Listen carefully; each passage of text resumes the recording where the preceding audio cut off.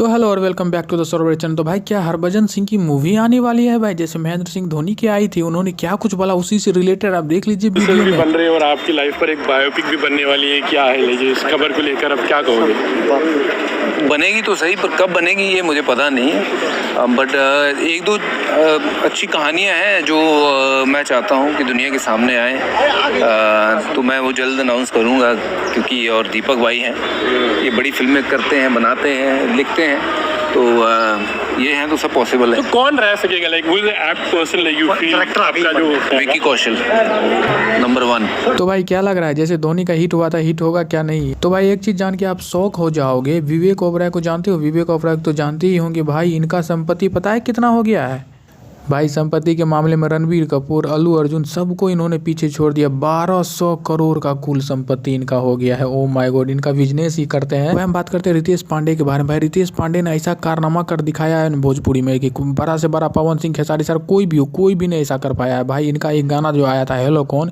भाई इतिहास रिकॉर्ड तोड़ दिया। पता है पहला ऐसा भोजपुरी का गाना बन गया जो कि 1 बिलियन व्यू उनको हुआ है। 1 बिलियन पता है कितना व्यू होता है? 1 बिलियन में होता है 10,000 लाख व्यू। भाई आज तक कोई भी गाना का नहीं आया था भोजपुरी का, मैं बात कर रहा हूँ। जब ये कारनामा करे तो उनको जो है ना काफ़ी बधाइयाँ मिलने लगी। पवन सिंह भी ये फोटो पोस्ट करते हुए लिखे कि जियो मेरा राजा, भाई ऐसा ही गर्दा मचाते रहो। उसके बाद हमारे कल्लू जी भी पोस्ट करते हैं ये वाला फोटो करके। उसके बाद नीचे में लिखते हैं कांग्रेचुलेशन रितेश पांडे और स्नेहा उपाध्याय। उसके बाद राकेश मिश्रा जी भी ये फोटो पोस्ट करते हुए भाई नीचे में लिखते हैं कि भाई रितेश पांडे जी, आपको नई कीर्तिमान रचने के लिए बहुत बहुत शुभकामनाएं।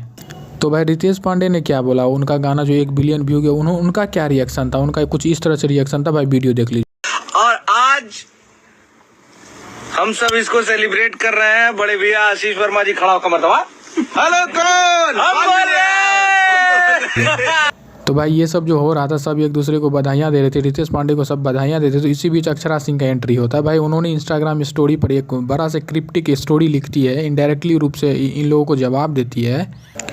हमारे यहाँ जब कोई पुरुष नाम करता है तो सब मिलके इस सोच के साथ उसकी सराहना करते हैं कि हमारा नाम हुआ है, हमारा मान बढ़ा। पर वही कोई लड़की जब कुछ अच्छा करने का प्रयास करती है तो हमारे यहाँ प्रोत्साहित करने के बजाय समूह बना के हतोत्साहित करने की कोशिश करते हैं। लड़की करे तो किसी का नाम नहीं होता है। बात यह है कि पुष्पा 2 के प्रमोशन में गई थी ना गांधी मैदान, तो भोजपुरी का कोई भी हीरो हीरोइन इनका सराहना नहीं किया था, कोई भी इनको लेकर कांग्रेचुलेसन वगैरह कुछ नहीं बोला था। शायद इसीलिए, मेरे अनुसार शायद इसीलिए इन्होंने इनडायरेक्टली रूप से बोला। भाई वैसे आपको क्या लगता है? हमें